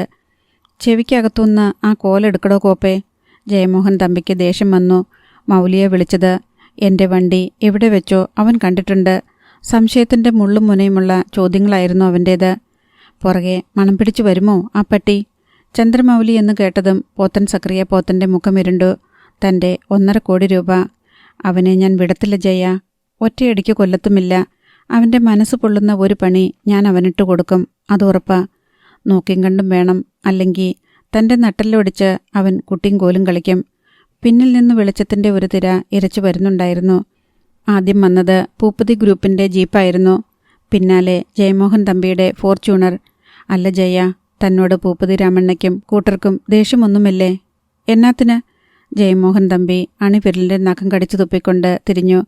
ശിവശങ്കരൻ എന്ന എൻ്റെ അമ്മായിയപ്പനോടും ചന്ദ്രമൗലി എന്ന അയാളുടെ വളർത്തുപട്ടിയോടുമേ പൂപ്പതിക്കാർക്ക് വൈരാഗ്യമുള്ളൂ. രണ്ടിൻ്റെയും തല പോയി കഴിഞ്ഞാൽ പൂപ്പതിക്കാരുമായി ബിസിനസ് ബന്ധങ്ങൾ ഉണ്ടാക്കാനേ ഞാൻ ശ്രമിക്കൂ. ഇപ്പോൾ തന്നെ രാമണ്ണയുടെ മക്കളായ കാർത്തികേയനും വീരബാഹുവുമായി എനിക്ക് ചില ഇടപാടുകളുണ്ട്. അതുകൊണ്ട് തന്നെ ഞാൻ അവിടേക്ക് പറഞ്ഞു വിട്ടത്. ഇത് തന്നെയാ വിജയചന്ദ്രൻ SP-യുടെ നിലപാട്. പിന്നെ ജയമോഹൻ ഒന്ന് നിർത്തി. ഇതിപ്പോൾ പൂപ്പതിയിലെ ഗുണ്ടകളെയാ ഞാൻ ഉപയോഗിച്ചിട്ടുള്ളത്. ഇത്തരം കാര്യങ്ങൾക്ക് അറവകാട്ട് നിന്ന് ആരെയും വിശ്വസിച്ച് കൂടെ നിർത്താൻ പറ്റില്ല. ഒന്നുകിൽ ചന്ദ്രമൗലി അതറിയും, അല്ലെങ്കിൽ അമ്മായിയപ്പൻ അറിയും. ജയമോഹൻ തമ്പി നേരെ ചെന്ന് ഫോർച്യൂണർ വാനിൻ്റെ ഡോർ വലിച്ചു തുറന്നു. ഒരു ബെഡ്ഷീറ്റ് കൊണ്ട് പുതപ്പിച്ച നിലയിൽ ഗർഭിണിയുടെ ശവശരീരം സീറ്റിൽ കിടപ്പുണ്ട്. ജയൻ സാറേ. കാക്കി നിക്കർ മാത്രം ധരിച്ചു നിന്ന മെല്ലിച്ച ചെറുപ്പക്കാരൻ ജയമോഹൻ തമ്പിയുടെ പിന്നിലേക്ക് വന്നു. എന്താ വൈദി? വനത്തിൽ വെച്ച് ചന്ദ്രമൗലി മുന്നിൽ വന്നു പെട്ടു. വണ്ടിക്കുള്ളിൽ ശവം അവൻ കണ്ടെന്നാ എനിക്ക് തോന്നുന്നത്. എടാ മുടിഞ്ഞവനെ. ജയമോഹൻ തമ്പി ചെറുപ്പക്കാരൻ്റെ മുടിക്ക് കുത്തിപ്പിടിച്ചു. എന്നിട്ട് ഒരു ബുള്ളറ്റ് വരുന്നത് കണ്ടിട്ട് ഞങ്ങൾ വണ്ടിയിൽ നിന്നിറങ്ങി മാറി നിന്നതാ. പക്ഷേ അവൻ വന്ന് വാൻ തുറന്നു. ഒടുക്കം അവനെ വെട്ടിച്ച ഞങ്ങൾ ശവവും കൊണ്ട് ഇങ്ങോട്ട് പോന്നത്. പോത്തൻ സക്രിയ പോത്തൻ ഫോർച്യൂണറിൻ്റെ അകത്തേക്ക് പതിയെ തല നീട്ടി. അതേ നിമിഷം തന്നെ തല പിൻവലിക്കുകയും ചെയ്തു. അയാൾ ജയമോഹൻ തമ്പിയെ നോക്കി. ആരാ ജയ ഇത്? ഓ, വയനാട്ടിലുള്ളതാ. നിസ്സാരമായിട്ടാണ് ജയമോഹൻ തമ്പി പറഞ്ഞത്. കുറുവയിലൊരു കാപ്പിത്തോട്ടം നോക്കാൻ പോയപ്പോൾ പരിചയപ്പെട്ടതാ. അവിടെ ഒരു റിസോർട്ടിലെ ടെലിഫോൺ ഓപ്പറേറ്റർ ആയിരുന്നു. പേര് സോന. നമുക്കൊരു നേരം പോക്ക്. അവൾക്ക് മുടിഞ്ഞ പ്രേമം. ഒടുക്കം ഗർഭിണിയായപ്പോൾ നായിൻ്റെ മോൾക്ക് ഞാൻ അവളുടെ കഴുത്തിൽ താലി കെട്ടണം. പിന്നെ പുല്ല്. സക്രിയ പോത്തൻ ചുണ്ടുകൂട്ടി. അങ്ങനെ കെട്ടാനാണെങ്കിൽ നമ്മളൊക്കെ എത്ര പേരുടെ കഴുത്തിൽ താലി കെട്ടണം ചെയ്യാ? ഞാൻ പലതവണ മര്യാദയ്ക്ക് പറഞ്ഞു നോക്കി. അവളപ്പം മെഗാ സീരിയൽ നായികയുടെ ലൈന. കുഞ്ഞിനെ പ്രസവിക്കും, വളർത്തും. ഞാൻ തൂക്കിയെടുക്കും മുൻപ് നാടുവിട്ട് ഒരു കൂട്ടുകാരിയുടെ വീട്ടിൽ നിന്നു. 7 മാസമായപ്പോൾ ഒളി ജീവിതം മതിയാക്കി പുറത്തു വന്നു. 7-ാം മാസത്തിൽ ബലമായി പോലും അബോർഷൻ നടക്കത്തില്ലല്ലോ. ആ ധൈര്യത്തിൽ എന്നെ വെല്ലുവിളിക്കാൻ വന്നതാ. ഗർഭിണിയാ. കൊല്ലുന്നത് ഒരാളെയല്ല, 2 പേരെയാ. പക്ഷേ ചത്തയടങ്ങുന്ന വാശി പിടിച്ചാൽ ഞാൻ എന്തു ചെയ്യും? ജയമോഹൻ തമ്പി മൂക്കിനു മീതേക്ക് സ്വർണ്ണ ഫ്രെയിമുള്ള കണ്ണട ഒന്നമർത്തിവെച്ചു. പാലക്കാട് ബസ് സ്റ്റാൻഡിൽ ചെന്ന് ഞാൻ അവളെ പിക്ക് ചെയ്തത്. അവളുടെ ആഗ്രഹം പോലെ താലി കെട്ടാം, രഹസ്യമായി എവിടെങ്കിലും ഒരു വീടെടുത്തു കൊടുത്ത് താമസിപ്പിക്കാം എന്നു പറഞ്ഞു. പെണ്ണല്ലേടോ. ഐസ് കട്ട പോലെ അലിഞ്ഞുപോയി. മുരളി വിലാസം ഹോട്ടലിൽ നിന്ന് ഒരു മസാല ദോശയും വടയും വാങ്ങിച്ചു കൊടുത്തു. മസാലദോശ ദഹിക്കുന്നതിന് മുൻപ് തന്നെ അവളെ ഞാൻ ദ്രാവിഡമണിയുടെ പിള്ളേർക്ക് കൊടുത്തുവിട്ടു. വൈദി, ജയമോഹൻ തമ്പി തിരിഞ്ഞ് കാക്കി നിക്കർ മാത്രം ധരിച്ചു നിന്നിരുന്ന ചെറുപ്പക്കാരനെ നോക്കി. ദ്രാവിഡമണി വിളിച്ചിരുന്നോ?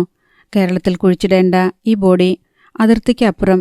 അതാ ഞാൻ നിങ്ങളോട് വേലാണ്ടി വനത്തിൽ നിന്ന് തിരിച്ചു പോരാൻ പറഞ്ഞത്. എന്നാ പിന്നെ വിട്ടു. ചെക്ക് പോസ്റ്റിൽ പ്രശ്നമൊന്നും ഉണ്ടാവില്ല. എവിടെ കുഴിച്ചിട്ടു എന്ന് എന്നോട് വിളിച്ചു പറഞ്ഞാൽ മതി. ജയമോഹൻ തമ്പി ഒന്നുകൂടി ചെന്ന് ഫോർച്യൂണർ തുറന്നു. ഗുണ്ടകൾ സോനയുടെ മൃതശരീരം പുറത്തേക്കെടുത്തു.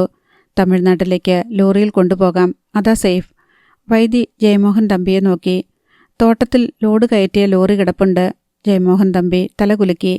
എൻ്റെ വണ്ടി പെട്ടെന്ന് വാഷ് ചെയ്ത് 1 മണിക്കൂറിനകം എനിക്ക് മുതലമടയിലെ എൻ്റെ ഷോറൂമിലെത്തണം. ശരി. വൈദി തലകുലുക്കി. ഗുണ്ടകൾ ചുമന്നുകൊണ്ടു പോകുന്നതിനിടെ സോനയുടെ മുഖത്തേക്ക് ജയമോഹൻ തമ്പി ഒന്നുകൂടി നോക്കി. പാവം. പിറുപിറുത്തുകൊണ്ട് ജയമോഹൻ തമ്പി തിരിഞ്ഞു.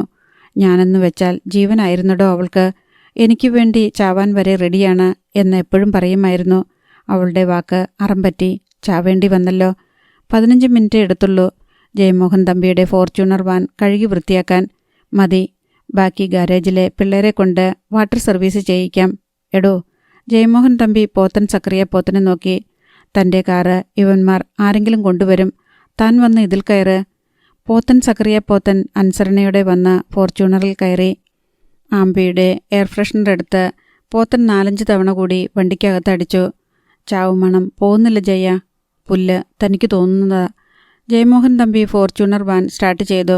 പിന്നെ തല പുറത്തേക്കിട്ട് ഗുണ്ടകളെ നോക്കി. അപ്പം പറഞ്ഞത് ഓർമ്മയുണ്ടല്ലോ, കുഴിച്ചിടേണ്ടത് തമിഴ്നാട്ടിൽ. നാളെ ഈ കേസ് പൊങ്ങി വന്നാൽ അത് അന്വേഷിക്കേണ്ടത് തമിഴ്നാട് പോലീസായിരിക്കണം. ഒരു ചുക്കും സംഭവിക്കില്ല നമുക്ക്. ഫോർച്യൂണർ മുന്നോട്ട് പോയി. ഈ പെണ്ണിന് സ്വന്തക്കാരും ബന്ധുക്കളും ഒന്നുമില്ലേ ജയ? സക്കറിയ പോത്തൻ തലതിരിച്ച് ജയമോഹൻ തമ്പിയെ നോക്കി. തന്തയും ഒരു അനിയത്തി പെണ്ണും. അനിയത്തി ഇവളേക്കാൾ 10 ഇരട്ടി സുന്ദരിയ.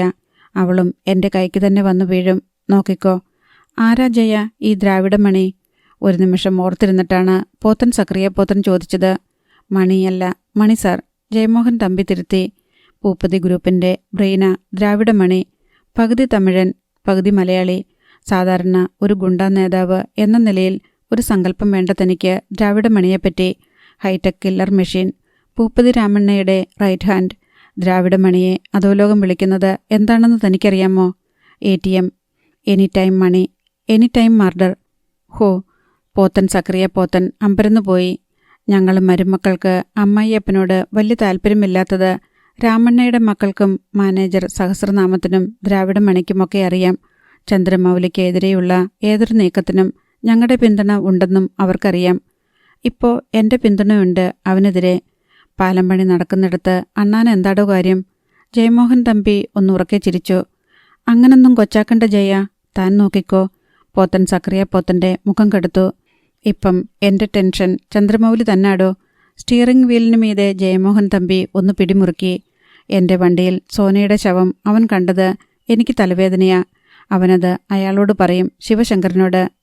ജയൻ കണ്ണും പൂട്ടി അങ്ങ് നിഷേധിച്ചേക്കണം, അല്ലാതെ പിന്നെ. ജയമോഹൻ തമ്പി അമർത്തി ഒന്ന് മൂളി. 1/2 മണിക്കൂറിനകം വണ്ടി മുതലമടയിലെ ടൊയോട്ട ഗാരേജിന് മുന്നിലെത്തി. വണ്ടി നിർത്തുന്നതിന് മുൻപ് തന്നെ ചന്ദ്രമൗലി ബുള്ളറ്റിന് മീതെ ഇരിക്കുന്നത് ജയമോഹൻ തമ്പി കണ്ടു. ചന്ദ്രമൗലിയെ കടന്ന് ഗരാജിനുള്ളിലേക്ക് കുറച്ച് കയറ്റിയാണ് ജയമോഹൻ തമ്പി ഫോർച്യൂണർ നിർത്തിയത്. താൻ ഇറങ്ങി ഇത്തിരി മാറി നിന്നോ പറഞ്ഞുകൊണ്ട് ജയമോഹൻ തമ്പി ഡോർ തുറന്ന് ഇറങ്ങി. മറുവശത്തുകൂടി സക്രിയ പോത്തനും. മുഖാമുഖം കിടക്കുന്ന 50ഓളം ഇന്നോവോ കാറുകൾക്ക് നടുവിലൂടെ ചന്ദ്രമൗലി പിന്നിൽ നിന്ന് നടന്നു വരുന്നുണ്ടായിരുന്നു. എന്താ മൗലി? ജയമോഹൻ തമ്പി ചന്ദ്രമൗലിയെ നോക്കി. ചന്ദ്രമൗലി അതിന് മറുപടി പറഞ്ഞില്ല. പകരം നേരെ ചെന്ന് ഫോർച്യൂണറിൻ്റെ ഡോർ തുറന്നു. വണ്ടിയുടെ പ്ലാറ്റ്ഫോമിലെ വെള്ളം ഉണങ്ങിയിട്ടില്ല. വണ്ടി ഇപ്പം കഴുകിയതേയുള്ളൂ അല്ലേ ജയേട്ടാ? ചന്ദ്രമൗലി തിരിഞ്ഞ് ജയമോഹൻ തമ്പിയുടെ കണ്ണുകളിലേക്ക് തുറച്ചു നോക്കി. സ്വർണ്ണ ഫ്രെയിമുള്ള കണ്ണടയ്ക്ക് പിന്നിൽ ജയമോഹൻ തമ്പിയുടെ മിഴികൾ ഒന്ന് തിളച്ചു. എൻ്റെ വണ്ടി ഞാൻ എനിക്ക് സൗകര്യമുള്ളപ്പോൾ കഴുകും. നീ ആരാ അത് ചോദിക്കാൻ? ജയമോഹൻ തമ്പി പല്ല് കടിച്ചു. പറ, നീ എന്തിനാ എന്നെ കാണണമെന്ന് പറഞ്ഞത്? കൃത്യം 1.5 മണിക്കൂർ മുൻപ് ഈ വണ്ടിക്കകത്ത് ഞാനൊരു ശവം കണ്ടിരുന്നു. ഒരു ഗർഭിണിയുടെ. എന്തു ചെയ്തു ജയേട്ടാ അത്? കത്തിച്ചു കളഞ്ഞോ അതോ കുഴിച്ചിട്ടോ? ശാന്തമായിട്ടായിരുന്നു ചന്ദ്രമൗലിയുടെ ചോദ്യം. എത്ര കരുതലോടെ നിന്നിട്ടും ജയമോഹൻ തമ്പി ഉലഞ്ഞുപോയി. ശവമോ? ഗർഭിണിയുടെയോ? നിനക്കെന്താ ഭ്രാന്ത് പിടിച്ചോ മൗലി? ഞാൻ കണ്ടതല്ലേ ജയേട്ട ഈ വണ്ടിയിൽ. പിന്നെ ജയമോഹൻ തമ്പി ചുണ്ടുകൊട്ടി. ലോകത്ത് ഒരു ടൊയോട്ട ഫോർച്യൂണർ അല്ലേ ഉള്ളൂ. ജയേട്ടന് എന്താ പൂപ്പതി ഗ്രൂപ്പുകാരുമായിട്ട് ബന്ധം? പൂപ്പതി ഗ്രൂപ്പുമായിട്ടോ? എനിക്കോ? ജയമോഹൻ തമ്പി അമ്പരപ്പ് നടിച്ചു. അവർ നമ്മുടെ ശത്രുക്കളല്ലേ മൗലി? ആ ഓർമ്മ ജയേട്ടനുണ്ടായാൽ നല്ലത്. ചന്ദ്രമൗലി തിരിഞ്ഞ് ബുള്ളറ്റിന് നേരെ നടന്നു. ബുള്ളറ്റിലേക്ക് കയറുന്നതിന് തൊട്ടു മുൻപ് ജയമോഹൻ തമ്പി ചന്ദ്രമൗലിയുടെ പിന്നിലെത്തി. മൗലി. തീക്കാറ്റൂതുന്നതുപോലെയായിരുന്നു ജയമോഹൻ തമ്പിയുടെ വിളിയൊച്ച. നിനക്ക് ഉറപ്പുവരാത്ത കാര്യങ്ങൾ വെറുതെ അച്ഛനോട് വിളമ്പാൻ നിൽക്കണ്ട. വെറുതെ അയാളുടെ നരച്ച നെഞ്ച് മിങ്ങും. ഉറപ്പുവരുത്തിയിട്ട് പറയാമല്ലോ അല്ലേ? ചന്ദ്രമൗലി പതിയെ തലതിരിച്ച് ജയമോഹൻ തമ്പിയെ നോക്കി. ഒരു നിമിഷത്തേക്ക് ജയമോഹൻ തമ്പി മിണ്ടിയില്ല. പിന്നെ പതിയെ ഒന്ന് തലയാട്ടി. നിനക്ക് കഴിയുമെങ്കിൽ. ചന്ദ്രമൗലി ഒന്നും മിണ്ടാതെ ബുള്ളറ്റ് സ്റ്റാർട്ടാക്കി. ബുള്ളറ്റ് അകന്നു പോയിട്ടും പടപട കാറ്റിനൊപ്പം അന്തരീക്ഷത്തിൽ പറക്കുന്നുണ്ടായിരുന്നു. ജയ. പോത്തൻ സക്കറിയ പോത്തൻ ജയമോഹൻ തമ്പിയുടെ തൊട്ടു പിന്നിലെത്തി. അവനെ തീർക്കേണ്ടത് ഇപ്പോൾ പൂപ്പതി രാമണ്ണയുടെ ആവശ്യമല്ല, ജയന്റെയാ. ഇല്ലെങ്കിൽ ഈ കേസ് വെച്ച് അവൻ ജയനെ കുളന്തോണ്ടും. ജയമോഹൻ തമ്പി ഒന്നും മിണ്ടിയില്ല. സ്വർണ്ണ ഫ്രെയിമുള്ള കണ്ണടയ്ക്ക് പിന്നിൽ മിഴികൾ വീണ്ടും തിളച്ചു തുടങ്ങിയിരുന്നു. പൂപ്പതി ബംഗ്ലാവ്. രാമണ്ണയ്ക്ക് മുൻപിൽ എല്ലാവരുമുണ്ടായിരുന്നു. സഹസ്രനാമം, കാർത്തികേയൻ, വീരബാഹു. വീണ്ടും മൗലിക്ക് മുൻപിൽ ഒരു തോൽവി. രാമണ്ണയുടെ കാതിലെ പച്ചക്കടുക്കൻ ഒന്നും മിന്നി. മൗലി ഇപ്പോൾ ഒരു പൊതുശത്രുവാ.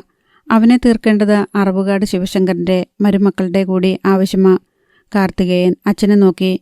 വിശ്വസിക്കാമോ കാർത്തികേയ അവരെ? നല്ല ഒന്നാന്തരം ഒരു കുറുക്കനാ ജയമോഹൻ തമ്പി. ഒന്ന് നിർത്തിയിട്ട് രാമണ്ണ പതിയെ തിരിഞ്ഞു. എന്തായാലും ദ്രാവിഡമണി വരട്ടെ.